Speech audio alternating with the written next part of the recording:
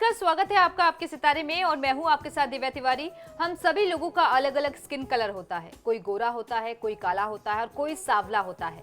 हमारी स्किन के कलर के हिसाब से हमारा स्वभाव भी होता है। ऐसे में आपके स्किन कलर के हिसाब से कैसा है आपका चरित्र, ये बताएंगे आचार्य जी। साथ ही जानेंगे आपका साप्ताहिक राशिफल। तो देर कैसी, शुरू करते हैं आपके सितारे। कैसा है आपकी स्किन का कलर? कलर बताएगा आपके गुण। जानिए पंडित वैभव नाथ शर्मा से स्किन कलर से आपका व्यक्तित्व। तो आपके सितारे में अब अपनी हर परेशानी का हल प्राप्त कर सकते हैं और अपने सवाल भी पूछ सकते हैं। स्टूडियो में साथ देने के लिए मौजूद हैं विश्वविख्यात ज्योतिषाचार्य और वास्तु शास्त्री पंडित वैभव नाथ शर्मा जी। आचार्य जी, आपका हार्दिक स्वागत है। जी नमस्कार। तो यदि आपके मन में कोई सवाल है तो आप भी हमें कॉल कर सकते हैं। हमारे नंबर्स लगातार आपकी टेलीविजन स्क्रीन पर फ्लैश किए जा रहे हैं। आप हमें हमारे टोल फ्री नंबर पर भी कॉल कर सकते हैं। आप हमसे सीधी बात कर सकते हैं। हमारा टोल फ्री नंबर है 180010263003। आप इस नंबर पर मुफ्त में कॉल करें। इसके अलावा आप हमें हमारे लैंडलाइन नंबर्स 012046463332 और 012046463327 पर भी कॉल करके हमसे सीधी बात कर सकते हैं। तो चलिए कार्यक्रम की शुरुआत करते हैं और सबसे पहले आचार्य जी से जान लेते हैं कि आने वाले पूरे हफ्ते में कौन कौन सी मुख्य तिथियां पड़ने वाली हैं। जी बिल्कुल, आज हम लोग चर्चा कर रहे हैं साप्ताहिक राशिफल की। 3 जनवरी से लेकर के 10 जनवरी के मध्य किस प्रकार से आपका भविष्य रहने वाला है और इस मध्य में 3 से 10 जनवरी के मध्य कौन कौन सी विशेष तिथियां पड़ने वाली हैं, आइए आपको बताता हूं। इस आगामी सप्ताह में सिर्फ 2 ही दिन विशेष रहने वाले हैं। पहला है 5 जनवरी सोमवार का दिन। इस दिन पौष मास की पूर्णिमा होगी तथा 8 जनवरी को गुरुवार के दिन संकष्टी गणेश चतुर्थी, जिसे सकट चौथ के नाम से जानते हैं। हमारे देश में बहुत बड़ा महिलाओं का वर्ग ऐसा है जो अपने संतान की दीर्घायु के लिए, उज्जवल भविष्य के लिए इस व्रत को करती हैं। चलिए अब जान लेते हैं 12 राशियों का राशिफल, जिसमें सबसे पहले बात करेंगे मेष राशि की। देख लेते हैं क्या कहते हैं पूरे हफ्ते वाले उनके सितारे।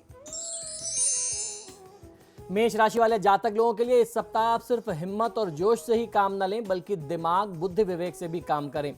कई लोग आपके पास आते रहेंगे। कोई सलाह मांगने आएगा तो कोई सिर्फ आपका हालचाल कुशलक्षेम पूछने चला आएगा, आपसे मिलने आएगा। इस सप्ताह आप अपनी संतान की किसी स्वास्थ्यगत समस्या से परेशान हो सकते हैं। इस संबंध में कोई व्यक्ति आपको सलाह देगा, वह सलाह आपके लिए बहुत उचित होगी, तो उसकी बात को नज़रअंदाज मत करिएगा, इग्नोर मत करिएगा। वो जो कुछ भी कहते हैं उनको आप आत्मसात जरूर करें, उस पर चिंतन जरूर करना चाहिए। इस आगामी सप्ताह को शुभ बनाने के लिए श्री सीताराम जी की पूजा आराधना आपके लिए सर्वोत्तम होगी। किसी की बातों में आने से बचिए। चलिए अब जान लेते हैं कैसा रहेगा वृषभ राशि वाले जातकों के लिए उनका साप्ताहिक राशिफल। वृषभ राशि वाले जातक लोगों के लिए इस सप्ताह आपके और आपके जीवन साथी के मध्य कोई अनबन की स्थिति दिखाई देती है। ऑफिस में जूनियर आपके कार्य से, आपकी कार्यशैली से, आपके व्यवहार से थोड़ा सा नाराज हो सकते हैं, इसलिए सबको मिलाजुला करके रखने का प्रयास करिए। मेहनत की तुलना में सफलता कम मिलेगी। चिंता, व्याकुलता व भागदौड़ बहुत ज्यादा रहेगी। किसी की मदद करने के लिए हाथ बढ़ाने से पहले आपको विचार करना पड़ सकता है। दाम्पत्य जीवन अच्छा होगा। वाहन का प्रयोग बहुत सावधानी से करना चाहिए। घर में सुधार, मरम्मत इत्यादि का कार्य या घर के लिए कोई बड़ी खरीदारी करने का कार्यक्रम आप इस हफ्ते में बना सकते हैं। इस सप्ताह ऋणहर्ता गणपति स्त्रोत का पाठ करना आपके लिए सर्वोत्तम होगा। बिना सोचे समझे धन का निवेश करने से बचना चाहिए। अब जान लेते हैं सप्ताह को शुभ बनाने के लिए मिथुन राशि वाले जातक क्या करें और क्या ना करें। मिथुन राशि वाले जातक लोग इस सप्ताह के शुरुआती दिनों में किसी बात को लेकर के मन में अधीरता जरूर रह सकती है। व्याकुलता बहुत रहेगी। मित्रता के क्षेत्र में या संभवतः प्रेम प्रसंग के विषय में एक बड़ा परिवर्तन होने की स्थिति आपके लिए बनती है, जो तुरंत ही जन चर्चा का एक विषय बन सकता है।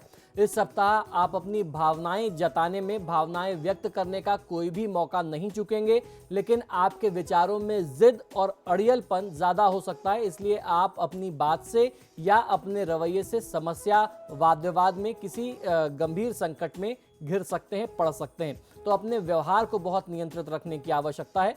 इस आगामी सप्ताह को शुभ और सफल बनाने के लिए हनुमान जी की पूजा आराधना, हनुमान चालीसा और बजरंग बाण का पाठ आपके लिए सर्वोत्तम होगा। किसी के दबाव में या तनाव में आकर के बड़े निर्णय करने से बचना चाहिए। चलिए अब जान लेते हैं कर्क राशि वाले जातकों के सितारे इस पूरे सप्ताह क्या कह रहे हैं।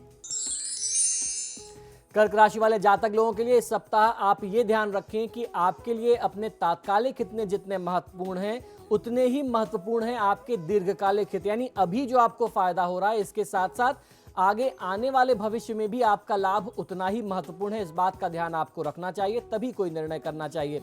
छोटे लाभ के मोह में आकर के आप ऐसा कुछ ना कर बैठें जो आगे चल करके आपको नुकसान करता हो।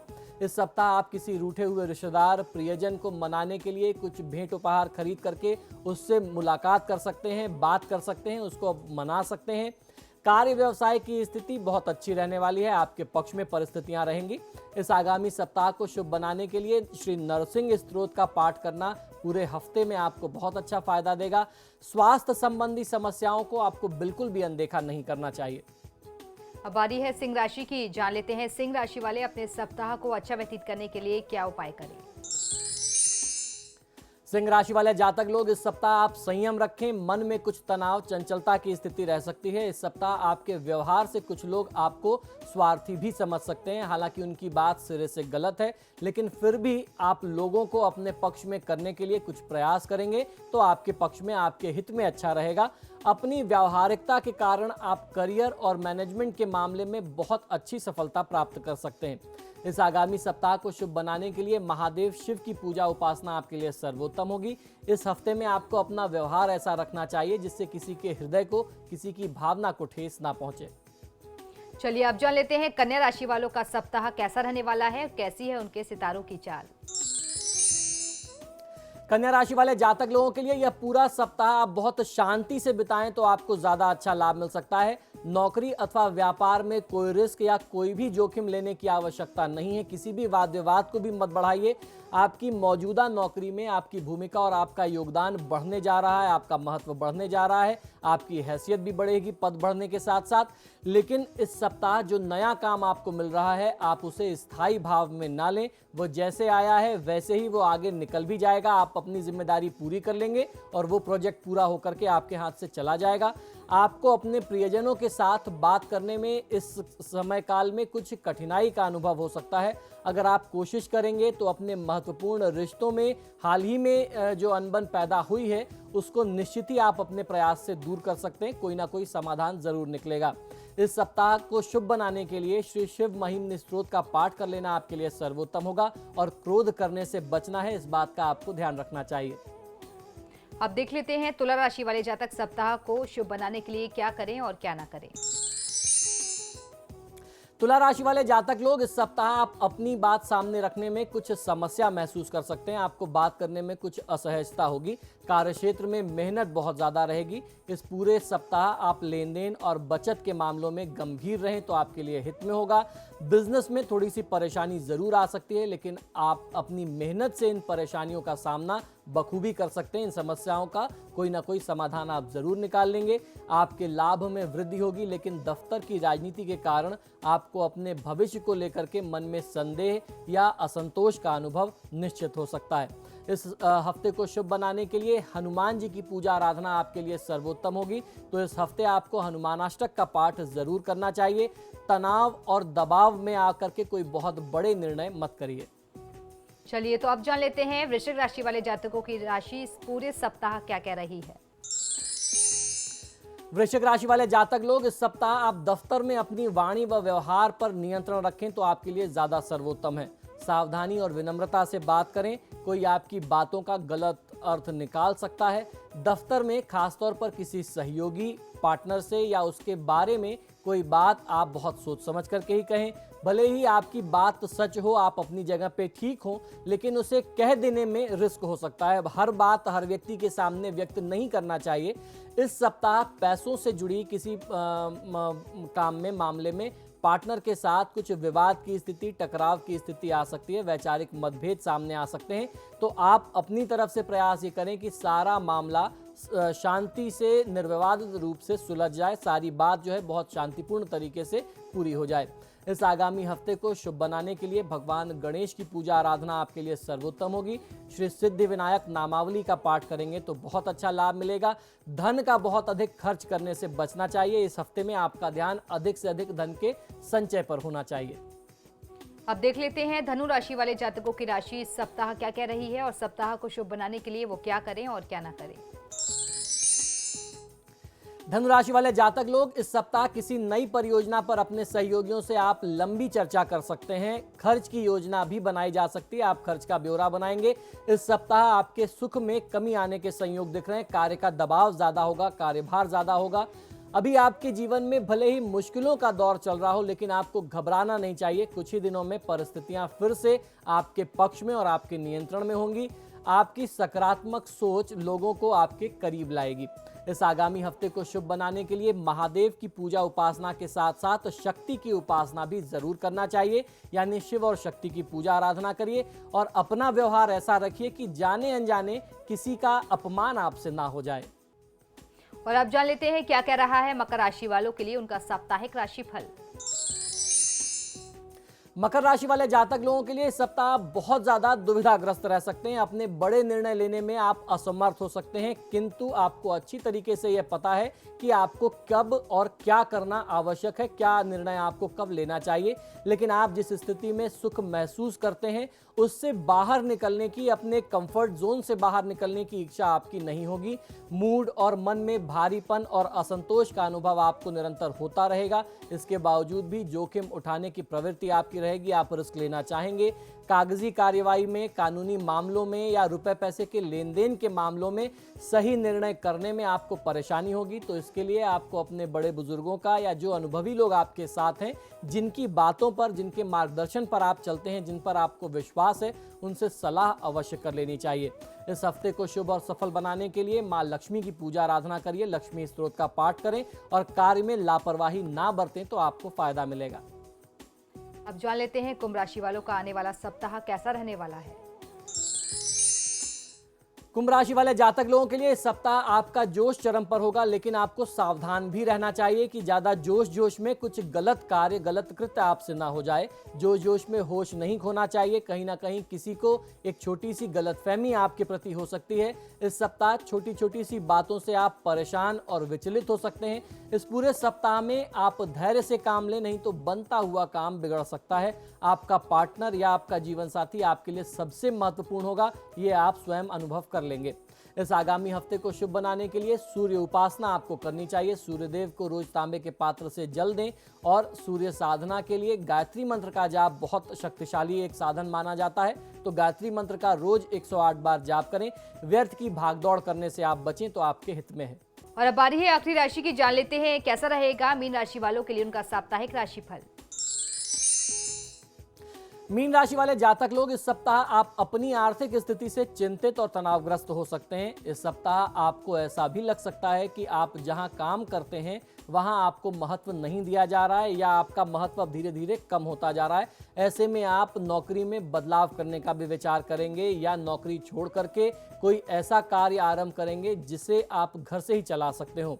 अगर आप किसी सरकारी दफ्तर में काम करते हैं तो आप कर्मचारी संगठन की सदस्यता भी लेकर के अपने अधिकारों की मांग भी कर सकते हैं, अपनी मांग उठा सकते हैं। इस सप्ताह बजरंग बाण का पाठ कर लेना आपके लिए सर्वोत्तम होगा। हनुमान जी के मंदिर में जाकर के मत्था टेकिए। मंगलवार और शनिवार के दिन आप सिंदूर और चमेली के तेल का चोला अर्पित करें हनुमान जी को, तो बहुत अच्छा फायदा मिल सकता है। अत्यधिक कार्य का दबाव अपने ऊपर लेने से बचना चाहिए। तो ये तो था 12 राशियों का साप्ताहिक राशिफल। फिलहाल यहाँ रुकेंगे एक ब्रेक के लिए, लेकिन आप बनी रहिए हमारे साथ, क्योंकि ब्रेक के बाद आचार्य जी बताएंगे आज का महा उपाय, जिसमें जानेंगे स्किन कलर के मुताबिक व्यक्ति का स्वभाव। बने रहिए हमारे साथ।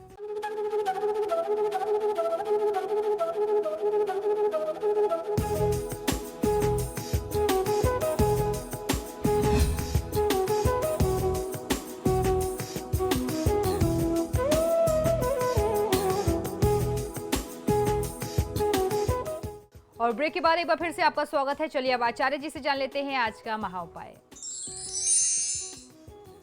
जी बिल्कुल, आज के महा उपाय में हम लोग चर्चा करने वाले हैं कि आप स्किन के कलर से यानी त्वचा के रंग से लोगों का स्वभाव, उनकी प्रवृत्ति जान सकते हैं।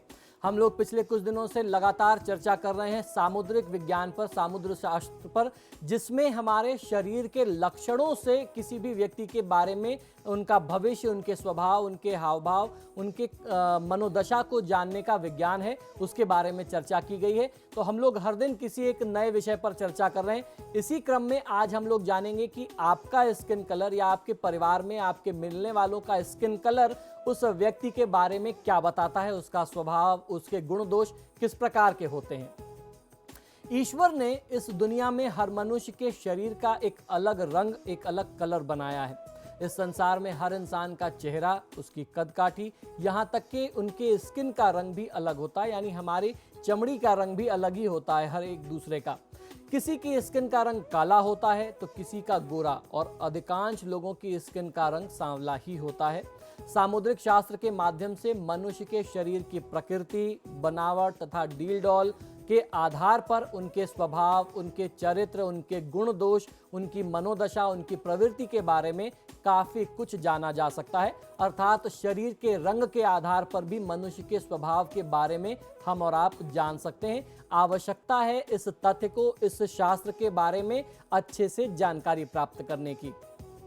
समुद्र शास्त्र के अनुसार काले रंग के जो लोग होते हैं वो पूर्णतः स्वस्थ होते हैं, यानी जिनकी स्किन का कलर डार्क ब्लैक होता है वो पूर्णतः स्वस्थ होते हैं, हेल्दी होते हैं, दृढ़ परिश्रमी होते हैं, लेकिन तमोगुणी और क्रोधी होते हैं। उनके अंदर तमोगुण ज़्यादा होता है, वो दुर्व्यसन इत्यादि में, मांस मदिरा भक्षण इत्यादि में, या अनैतिक कार्य जिसे कहें, ऐसे में वो ज़्यादा संलिप्त रहते हैं।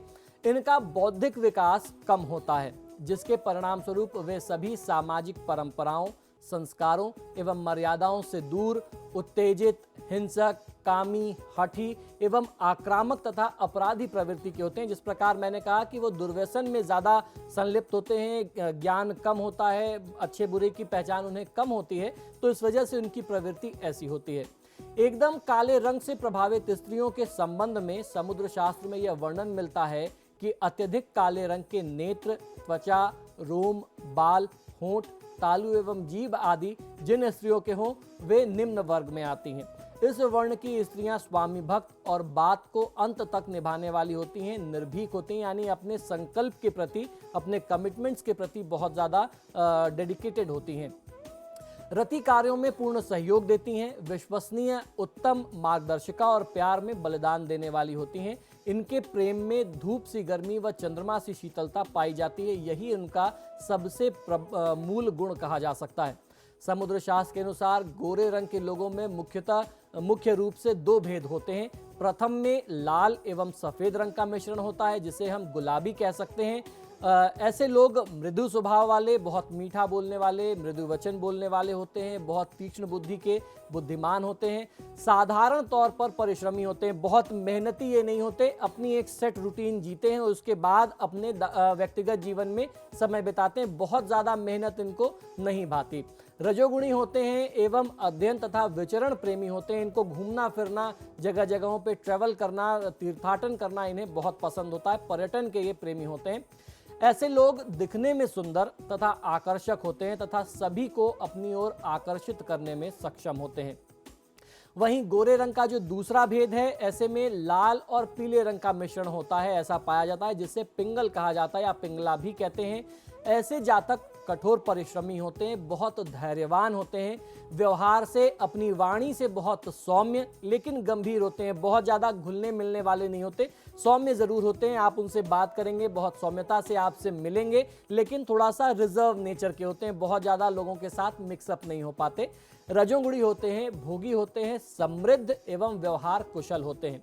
देखने में ऐसा आता है कि ऐसे जातक थोड़ा बीमार ज़्यादा रहते हैं, इन्हें रक्त संबंधी बीमारियां बहुत ज़्यादा परेशान करती हैं। तो जिन लोगों का स्किन कलर ऐसा हो, इस वर्ण के हो, उन्हें एक बार रक्त परीक्षण ज़रूर करवा लेना चाहिए।